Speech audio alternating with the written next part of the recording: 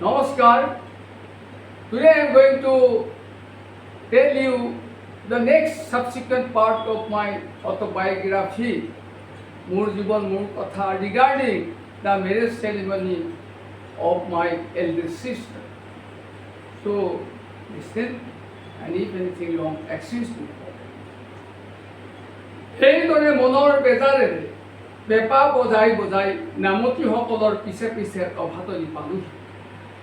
বৌতীয়ে চকু পানী টুকি টুকি বাইদেউৰ কঁকালত বান্ধি থোৱা কাপোৰখন হাতত ধৰি বৰমাৰ পিছে পিছে বিয়াৰ নুমনিত পোৱা বিয়া নামৰ কৰুণ ঘূৰে ঘূৰে নুমনি ঘৰলৈ যাব ধৰিলে।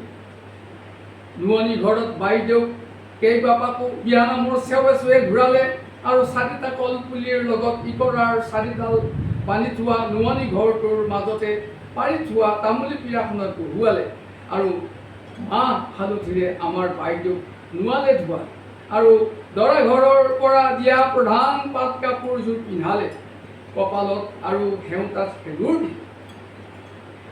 সিমানী পাউদাৰে বাইদেউৰ গাল আৰু হাতত সানিলে। চুলিত দৰা ঘৰৰ পৰা দিয়া অতি সুগন্ধি তেল ফুল মল বোলাই যোৱাকে সানিলে। হাতে ভৰিয়ে ঘৰৰে জেতুকা গছৰ পাতৰ ৰং সানিলে। ভেন্দি হতি কাঙুলিৰ চিকমিকাই থকা নখবোৰত ৰঙা নেইল পলিচ বাইদেউৰ অন্তৰংগ বান্ধৱী চমুকী বাইদেৱে কোন্দনমুৱাই লগালে।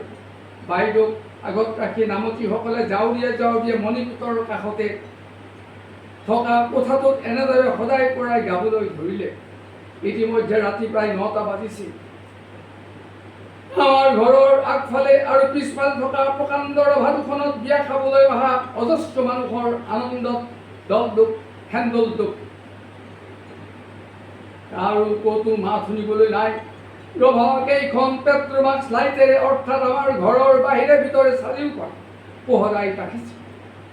ৰভা কেইখনত বহু পেট্ৰমাক্স পোহৰ জ্বলাই ৰখাৰ দায়িত্ব লৈছে আমাৰ মাজু বৰপিতাই পুতেক সোণেশ্বৰ ককাইদেউ আৰু চেনিকণ দাইকী। ঘৰৰ বাহিৰে ভিতৰে পোহৰ আৰু উজ্জ্বল কৰিবৰ কাৰণে কাইটি দাইকীয়ে দাঁত দুপাৰি কামুৰি কামুৰি চকু দুটা ধামুৰা কৰি ৰেগুলাৰ ইণ্টাৰভেলছত বৃহৎ ৰভাদল দুখন আৰু উজ্জ্বলকৈ পোহৰাই তুলিবৰ কাৰণে পেট্ৰমাক্স লাইটবোৰত ঘনে ঘনে কাম দিছে। এই পৰিৱেশত অনুমান কৰিলোঁ কণমইনা ককাইদেৱে মুখত এটা জলাবিৰি লৈ এক্সট্ৰিম কণ্ডিশ্যনত গ্ৰামোফোনটো খুব জোৰেৰে হেণ্ডলডাল ঘূৰাই ঘূৰাই মাইক আৰু হিন্দী গান বজাবলৈ আৰম্ভ কৰিছে আৰু এছিষ্টেণ্টটোক সঘনে মাইকাৰটো বান্ধি থোৱা বাঁহডাল ঘূৰাবলৈ অৰ্ডাৰ দিছে। ডাঙৰ বাইদেউক সদায় পৰাই থাকোঁতে পৰ্টিকৰ অতি আহল বহল ডাঙৰ কোঠাটোত জমকী যোগদা ধন মাখনি আইটি ইত্যাদি বাইদেউহঁতে অতি সুললিত কণ্ঠেৰে আনৰ ঘৰলৈ বোৱাৰী হৈ যাবলৈ ওলোৱা বাইদেউক কেন্দ্ৰ কৰি বিয়া নামবোৰ গাব ধৰিছে।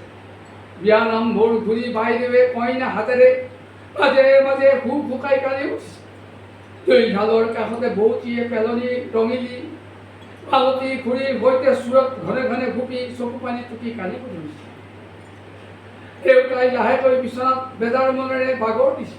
ওচৰতে বহি পাইলা টিকিৰাই দামোদৰ মণ্ডল তাইকিহঁতে দেউতাক বুজনি দিছে এনেদৰে, আইটি তুমি এনেদৰে বিচনাত পৰি কাটি থাকিলে কি হ'ব? ইফালে নবৌহঁতো কান্দি কাটি আছে, নিজকে নিজে সান্তনা দিয়া। তুমি এনে বিয়াবোৰত আমাৰ দৰে আনক কিমান সান্তনা দিয়া আইটি? তুমি আমাতকৈ জ্ঞানবৃদ্ধ বয়োবৃদ্ধ। তোমাৰ কইনাটিৰ দৰে সকলো কন্যাই নিজৰ নিজৰ মাক বাপেকক এৰি এদিন বহুতৰ ঘৰলৈ যায়, এই জগতৰে নীতি। আইটি এতিয়া দুখ কৰিবৰ সময় নাই, উঠা। দেও আহি ইতিমধ্যে ৰভাদলি পালে। সিহঁতবোৰে হোম যজ্ঞৰ যা যোগাৰ কৰি দেউক সহায় কৰিছে। আইটি তুমি এই চূৰতটো খাই দৰালৈকে গাটো ধুই লোৱা, এই বুলি কৈ মনৰ দুখেৰে শুই থকা দেউতাৰ কাষত বহি থকা পাইলা দাইকীয়ে চূৰতটো পকাই পকাই দেউতালৈ আগবঢ়াই দিলে। দাইকীহঁতৰ সান্তনা পাই দেউতাই চূৰতটো হাতত লৈ লাহেকৈ বিচনাত বহি আৰু কেইটামান মাৰি মাহিতীয়ে দিয়া আঁঠুলৈকে পৰা নতুন চিঞৰি চুৰিয়া আৰু ফুল থকা গামোচাখন কান্ধত লৈ ঘৰৰ পিছফালে থকা পুখুৰী পাৰলৈ গা ধুবলৈ গ'ল। ইতিমধ্যে দৰা আহিবৰ সময় হৈছে, প্ৰায় 1.5 ঘণ্টামান আছে। এনে সময়তে অস্থিৰভাৱে দুখ মনেৰে আমাহাপে বিয়াৰ নাম গাই থকা কোঠাটোলৈ গ'লোঁ। বাইদেউৰ অতি অন্তৰংগ বান্ধৱী জমুকী বাইদেৱে প্ৰায় কন্দনাৰ ঘূৰত ইয়া নাম কেইষাৰ বাইদেউক কৈ এনেদৰে গাব ধৰিছে, অন্নদা, তুমি কালিৰ পৰা অন্য এখন ঘৰৰ বোৱাৰী হ'বা। আমাক এৰি চিৰদিনৰ কাৰণে গুচি যাওঁ। তোমাৰ শহুৰ শাহুৰক নিজৰ পিতৃ মাতৃৰ দৰে ভাবিবা। দেৱৰ বৰজনাক নিজৰ আপোন ভাই ককাই আৰু ননদ জাকক তুমি নিজৰ ভনীতি বাইতি বুলি সদায় ভাবিবা। তেতিয়াহে তুমি মহান হ'বা।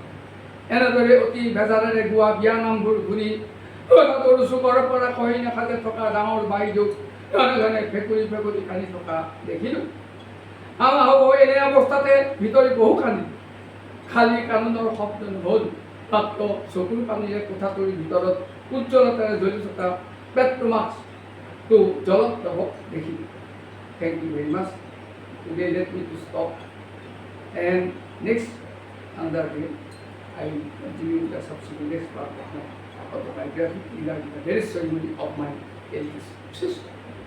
Thank you.